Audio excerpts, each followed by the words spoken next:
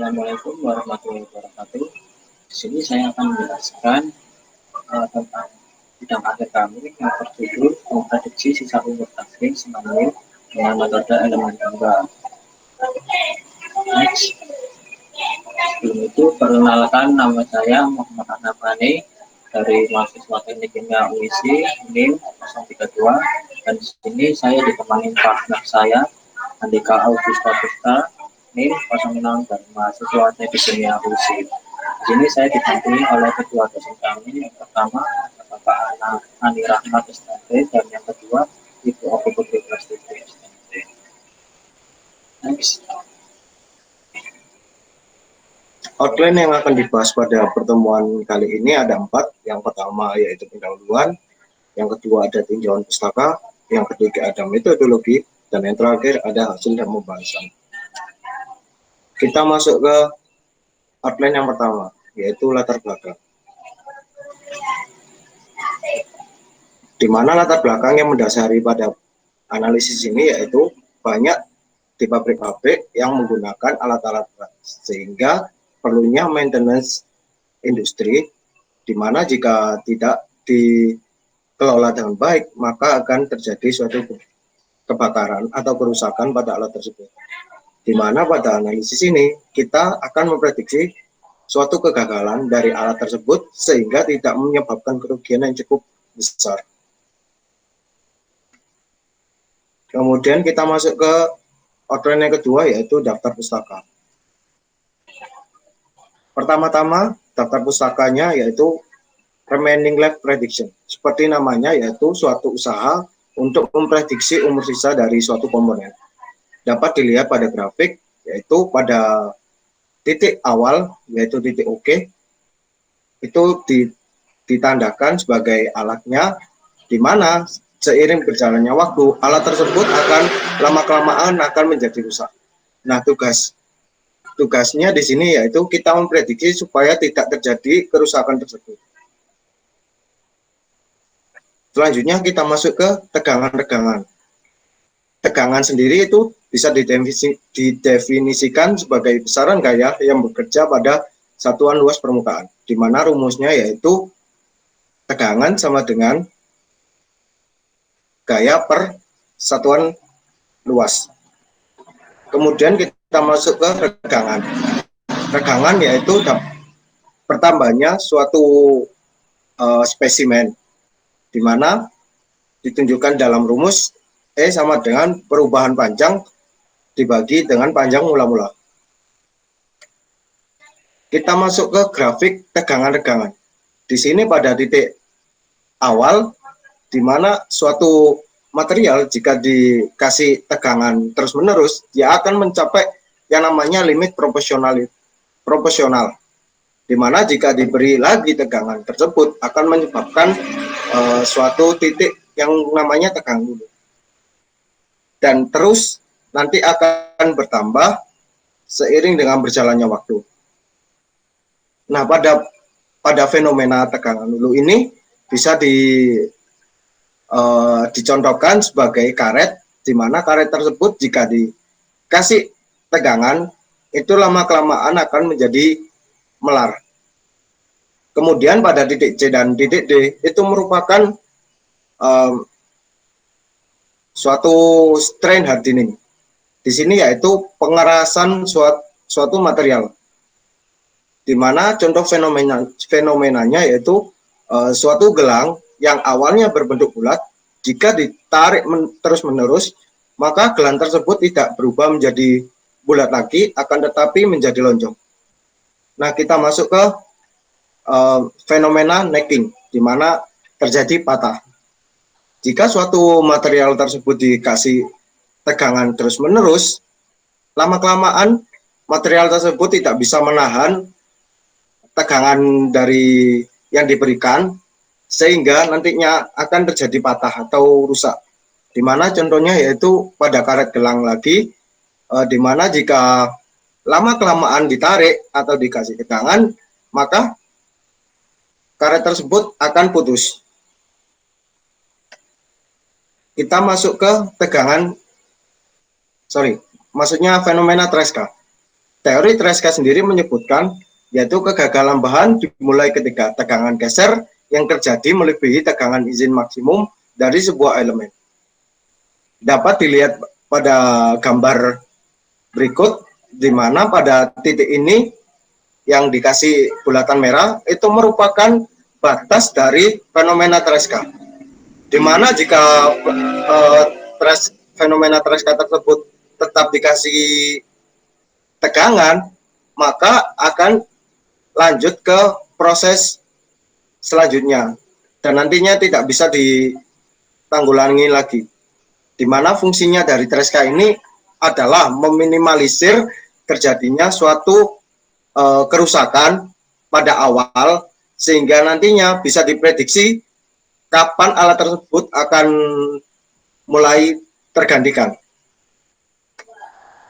Kemudian kita masuk ke proses konduksi, di mana konduksi sendiri yaitu suatu proses perpindahan panas yang mengalir dari daerah yang bertemperatur tinggi menuju ke daerah bertemperatur rendah, di mana dapat dilihat dari gambar disimulasikan sebagai batang besi. Jika dipanaskan lama-kelamaan panas tersebut akan merambat menuju tangan seseorang tersebut, di mana rumus untuk kondisinya didefinisikan sebagai berikut. Q sama dengan min K A dt per dx. Kemudian kita masuk ke konveksi. Konveksi sendiri itu merupakan pergerakan molekul-molekul pada fluida. Dapat dilihat dari gambar di samping. Hal tersebut merupakan suatu panci yang dipanaskan dan di dalamnya terdapat air. Sehingga jika diberi panas, maka partikel-partikel tersebut akan mulai bergerak sehingga menyebabkan air tersebut akan lama-kelamaan menjadi panas. Sehingga rumus dari konveksi sendiri itu didefinisikan sebagai Q sama dengan HA dalam kurung PW per TF.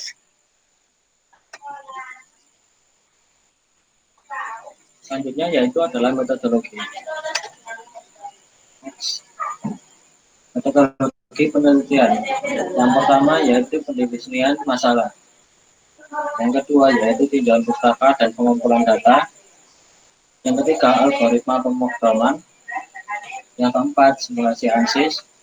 Dan yang kelima yaitu validasi hasil.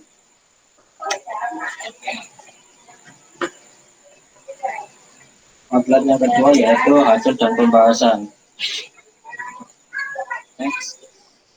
Di sini yang kami gunakan materi propertinya yaitu ASM A36. Di mana ASM A36 mempunyai densitas sebesar 7.800 kilo per meter kubik. Di mana spesifik dari ASM A36 sebesar 483 joule per kilo Kelvin. Dan modulus elastisitas sebesar 193 gigapascal dan rasionya sebesar 0,25. Tema ekspansinya sebesar 1,38 sama jenis 5. Tema magnitudonya sebesar 16,2. Sini stressnya mencapai 250 gigapascal. Karena pada SK kegagalan terjadi ketika stres lebih dari sama dengan SY per 2.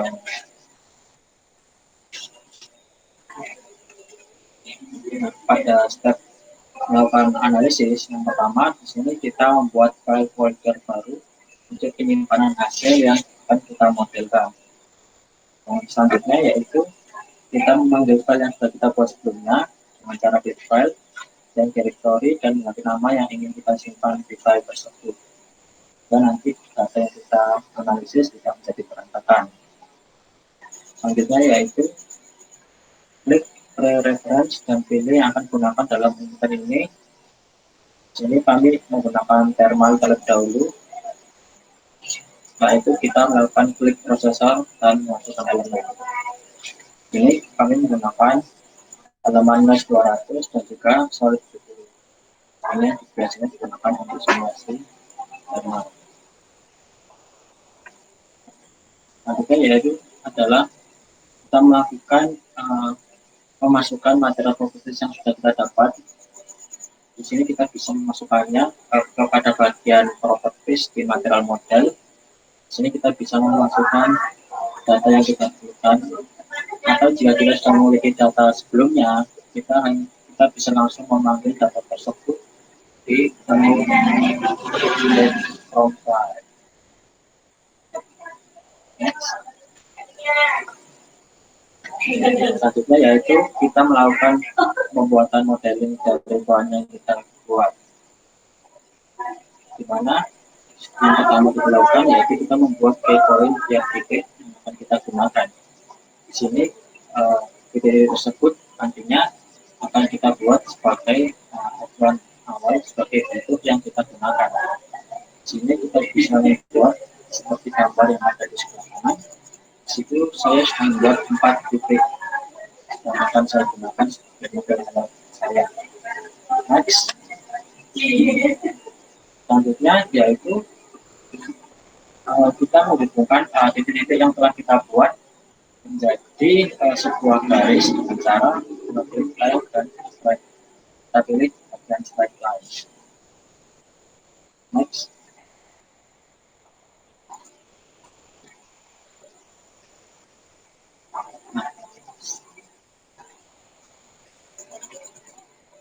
Nah, setelah kita melakukan pembuatan garis, selanjutnya kita akan membuat sebuah area yang kita buat dari garis-garis yang telah kita bentuk sebelumnya, dengan cara kita mengklik area yang ada, klik menu area dan pilih Activity by Line. Ini kita membuat sebuah batasan area dengan line-line yang telah kita bentuk. Next. Nah, dari hasil area yang telah kita dapat, tentunya kita akan melakukan meshing. Untuk membuat meshing di sini kita bisa membuat mesh dengan cara menombol atau mengklik menu meshing yang ada di main menu, dan kita bisa membuat mesh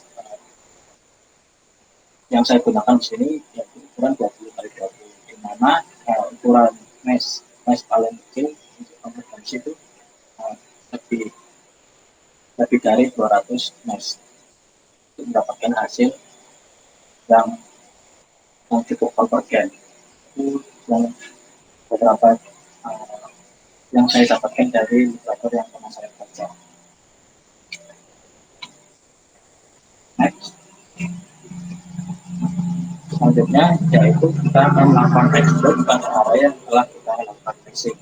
Di sini digunakan sebagai salah satu cara untuk membuat area kita tadi 2 dimensi menjadi ke 3 dimensi. Next. Dari pembebanan thermal yang kami gunakan, di sini kami menggunakan dari variasi temperatur, dari temperatur 70 derajat Celcius, 80 Celcius, dan juga 90 Celcius. Kemudian kita masuk ke solving atau hasil akhir, di mana pada analisis thermal dapat dilihat pada grafik di mana pada titik awalnya dia sudah mencapai titik ke 30, di mana pada gambar yang di samping itu menunjukkan bahwa itu merupakan titik awal dari pembebanan thermal, di mana dengan seiring berjalannya waktu maka panas yang ada di dalam gambar tersebut akan lama-kelamaan akan menjadi merah, sehingga yang nantinya jika terlalu lama atau tidak diprediksi, maka panas tersebut akan berdampak fatal bagi alat tersebut. Kemudian ini merupakan pada suhu ke 80, dapat dilihat juga di mana pada grafiknya hubungan suhu dan waktu pada T80 dia merupakan waktunya dapat dilihat berbeda dengan yang sebelumnya. Begitu juga dengan T90 dapat dilihat. Nah, nantinya kita akan membandingkan pada beberapa suhu tersebut dalam satu grafik. Di sini merupakan gabungan antara 3 grafik tersebut, di mana suhu yang paling panas berada pada suhu ke 90.